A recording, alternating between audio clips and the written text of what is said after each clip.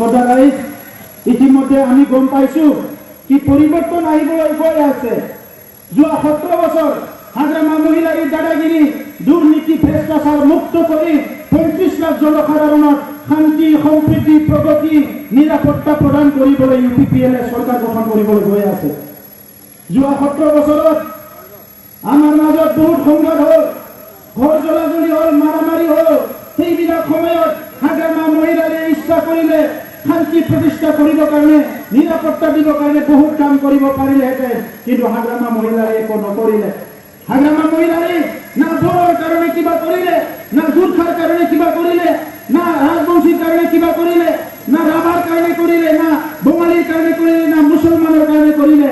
কোনো জনগোষ্ঠীৰ কাৰণে, জাতিৰ কাৰণে হাগ্ৰামা মহিলাৰে একো কৰা নাই।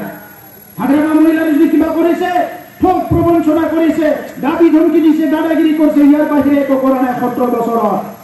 কিন্তু আমি স্পষ্ট কৰি দিছো, হাগ্ৰামা মহিলাৰে কৈ আছে বিটিআৰৰ একো নাই, বিটিআৰৰ একো নাই।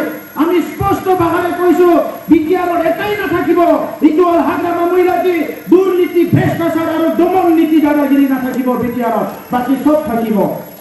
আমি সব জনগোষ্ঠীৰে সমমৰ্যাদা, সম উন্নয়ন বিচাৰিছো।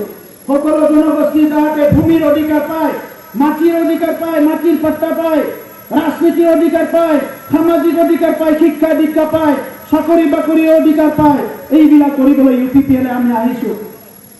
যোৱা 17 বছৰত আমাৰ এই অঞ্চলৰ ইমান গৰীব মানুহবিলাকক হাগ্ৰামা মহিলাৰে ঠগাই খালে।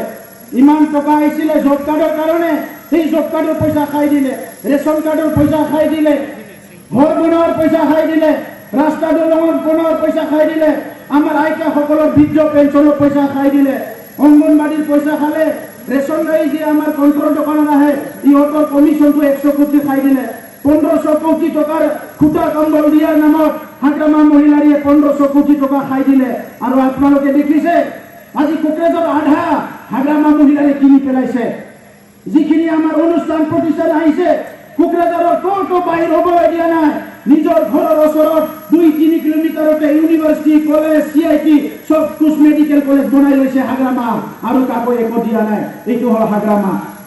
নিজৰ ঘৰৰ ওচৰত ৰিক্সা চলাই খাই আছে, ঠেলা চলাই খাই আছে, হাজিৰা কৰি খাই আছে। সেই মানুহবিলাকৰ কাৰণে হাগ্ৰামা মহিলাৰে একো কৰা নাই। নিজে গৌৰৱ হোটেল বনাইছে, MRM হস্পিটেল বনাইছে, কি বনাইছে, সব নিজৰ কাৰণে বনাইছে, ৰাইজৰ কাৰণে একো দিয়া নাই। এইটো হাগ্ৰামা মহিলাৰে ৰাইজৰ যদি কিবা দিছে, এইটো ঠগ প্ৰবঞ্চনা দিছে, ভ্ৰষ্টাচাৰ দিছে, ৰাইজক ঠগাইছে, ইয়াৰ বাহিৰে একো কৰা নাই।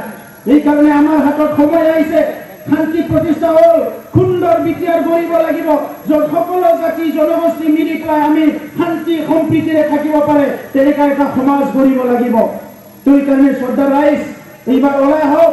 এইবাৰ UPPL চৰকাৰ গঠন কৰাত কোনো ৰাখিব নোৱাৰে, ইয়াত কোনো চৰকাৰ গঠন কৰিব নোৱাৰে। ৰাষ্ট্ৰীয় দল হওক, আঞ্চলিক দলে হওক বা দাদাগিৰি BPF হওক, কোনো চৰকাৰ গঠন কৰিব নোৱাৰে। এইবাৰ চৰকাৰ গঠন কৰিব একমাত্ৰ UPPL চৰকাৰ গঠন কৰিব, আৰু বেলেগে কোনো ইয়াত চৰকাৰ গঠন কৰিব নোৱাৰে। সেইকাৰণে আজি যিবিলাক ঠগাইছে, মাটিৰ পাট্টা নেদে UPPL চৰকাৰ আহিলে 6 মাহৰ ভিতৰত মাটিৰ সমস্যা সমাধান কৰিম। যিদিনা চাকৰিৰ ইণ্টাৰভিউ হ'ব, সিদিনাই ৰিজাল্ট ওলাব, সিদিনাই চাকৰি পাব। ইয়াত ঘুষ খাচৰ একো কাম নাথাকিব।